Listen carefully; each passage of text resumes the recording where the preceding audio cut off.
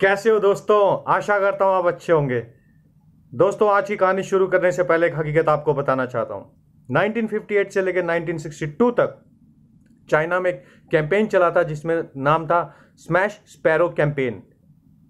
इसमें क्या हो रहा था कि जितनी भी बर्ड्स थी स्पैरो, उसको मारने का ऑर्डर पास कर दिया था वहां की प्रेजेंट गवर्नमेंट ने, उस टाइम पर जो थी।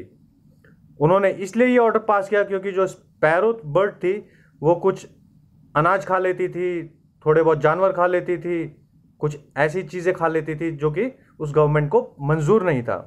उन्होंने ऑर्डर पास किया, पब्लिक को भी ये बोल दिया कि जो जितनी ज़्यादा ये बर्ड मारेगा उसको इनाम रखा जाएगा।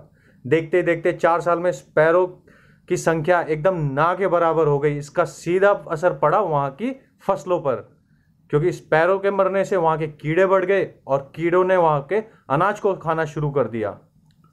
और दोस्तों, अनाज की इतनी तगड़ी शॉर्टेज पड़ गई, वहां पे इतना तगड़ा अकाल आया कि देखते ही देखते इंसान दूसरे इंसान को खाने लग गया। एक इंसान दूसरे मरे हुए इंसान को खाने लग गया। आप जानवर की तो बात ही छोड़िए। अब आप कहोगे कि मैं ये बात आपको क्यों बता रहा हूं। भाई सीधी सीधी बात है। अप्रैल 2020 में NBWL, national board for wild life, ने एक बिल पास कर दिया जिसमें कि हमारा एक जो रेन फॉरेस्ट है असम में, जिसका नाम है डिहिंग पटकाई फॉरेस्ट, वहां पे कोल एंड माइनिंग को अप्रूवल मिल गया। मैं ये नहीं कह रहा कि पूरे डिहिंग पटकाई फॉरेस्ट में कोल एंड माइनिंग होगी, लेकिन एक अच्छे खासे लैंड में, जो कि एक बहुत बड़ा फॉरेस्ट है, उसके काफी हिस्से पे कोल एंड माइनिंग होगी। अब आप कहोगे कि कोल एंड माइनिंग से तो अच्छा है, पैसा आएगा। अरे पैसा तो दोस्तों धरती पे हर जगह है। कितने पुराने खजाने छुपे हुए होंगे, तो क्या हम पूरा भारत को खोद दें? नहीं ना। तो इसी तरीके से आप सोचिए, अगर वो फॉरेस्ट कटेगा तो वहां के इतने सारे जानवर है, जिसमें से हाथी है, तेंदुआ है, बंदर है, आपकी मधुमक्खियां हैं, फिर ये बटरफ्लाईज हैं, इसके अलावा भी इतने सारे स्पीशीज हैं। ये लोग कहाँ जाएंगे बेचारे? मजबूर होकर ये सड़कों पे आएंगे, इन्हें गाड़ियां ठोक देगी। अगर गाड़ियों से बच बचा के ये इंसान के घर पहुंचेंगे तो पब्लिक मार देगी, क्योंकि पब्लिक को भी अपनी जान बचानी है। अब इनको अपने घर तो लाके रख नहीं सकते, एक साथ रह नहीं सकते। कौन रहेगा हाथी, तेंदुए और सांप के साथ? आप बताइए, नहीं रह सकते ना। तो इनका अपना घर है, हमारा अपना घर है, हम दोनों को एक साथ इसी दुनिया पे रहना है, हमें और जानवर को। इसके अलावा दोस्तों, जब ये पेड़ कटेंगे ना, तो इसका सीधा असर बारिश पे पड़ेगा, वहां के इकोसिस्टम पे पड़ेगा। वहां की बायोडाइवर्सिटी तो खत्म ही हो जाएगी, और खत्म नहीं हुई तो बहुत ज्यादा अफेक्टेड हो जाएगी।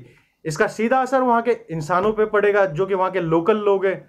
अब बारिश नहीं होगी, आप सोचो, पेड़ कट जाएंगे तो बारिश नहीं होगी, बारिश नहीं होगी तो फसलें कम होंगी, फसलें कम होगी तो फिर जो अनाज के भाव है वो आसमान पहुंच जाएंगे। फिर वहां की जनता खाएगी क्या? जो लोग वहां पर फॉरेस्ट को पूजा करते हैं, उसे मानते हैं, हम उन्हीं के फॉरेस्ट काट रहे हैं। क्या ये सही बात है? क्या सरकार वहां से माइनिंग करने के बाद उन फॉरेस्ट को, उन गाछ को, उन पेड़ों को वापस लगा सकती है? नहीं ना। हमें इतना लालच क्यों करना है? आप ब्लैक मनी लेके आ जाइए। आपको अगर पैसा ही चाहिए तो असम इतना खूबसूरत लैंड है। असम ही क्यों, पूरा इंडिया खूबसूरत है। आप टूरिज्म को प्रमोट करिए। किसी और तरीके से पैसा कमाया जा सकता है। अपनी ही मिट्टी को खत्म करके हम कैसे पैसा कमाएंगे बताइए आप? अपनी जमीन को बर्बाद करके कोई पैसा कमाना हुआ? नहीं ना। मैं चाहता हूं, और ऐसी बात नहीं है कि गवर्नमेंट को यह पता नहीं है। मैं ये नहीं कह रहा कि गवर्नमेंट तक ये बात पहुंचा दो। भाई गवर्नमेंट ने ही बिल पास किया तो गवर्नमेंट को तो अच्छी तरीके से पता है। हमें सही तरीके से गवर्नमेंट को अप्रोच करना है। आप चाहे ट्विटर हो, चाहे फेसबुक हो, चाहे व्हाट्सएप हो, चाहे आप गवर्नमेंट की लिंक्स में जाके मेल भी डाल सकते हैं, सरकार को बोल सकते हैं कि ऐसा ना करें। गवर्नमेंट को सब पता है, उन्होंने ही बिल पास किया है। वो भी ये देखना चाहती है कि पब्लिक जागरूक है या नहीं है इस बात को लेकर, कि पब्लिक अपनी चेतना का, अपनी विवेक का इस्तेमाल करती है या नहीं करती। ये सब ऑब्जेक्शन दिखाती है या नहीं दिखाती। अगर हम आज चुप रह गए, मौन रह गए, तो पब्लिक, तो गवर्नमेंट क्यों कुछ करेगी? गवर्नमेंट को क्या पड़ी है फिर? जहां कोई ऑब्जेक्शन ही नहीं है वहां तो फिर खुल्लम खुल्ला राज होगा किसी का भी। और ये बात मैं किसी के पार्टी के अगेंस्ट में या फेवर में नहीं बोल रहा हूं। मेरे देश की जमीन खुद रही है, एक रेन फॉरेस्ट खराब हो रहा है, इसलिए बोल रहा हूं मैं।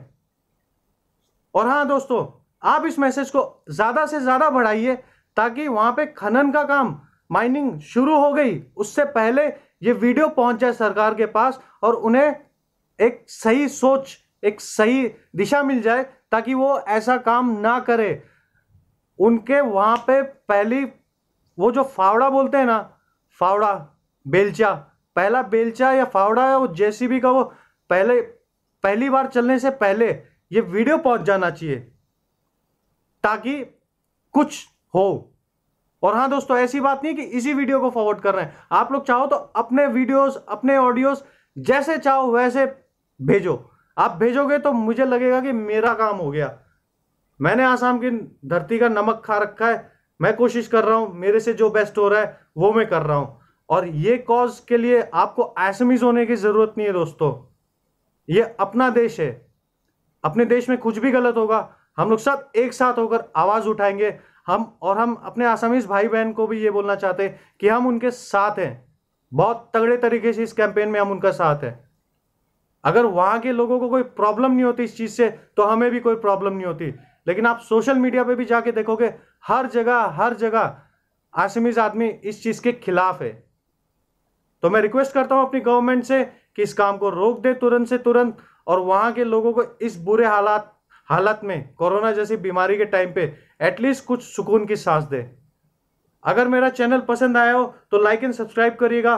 मिलता हूं अगले वीडियो में। Thank you.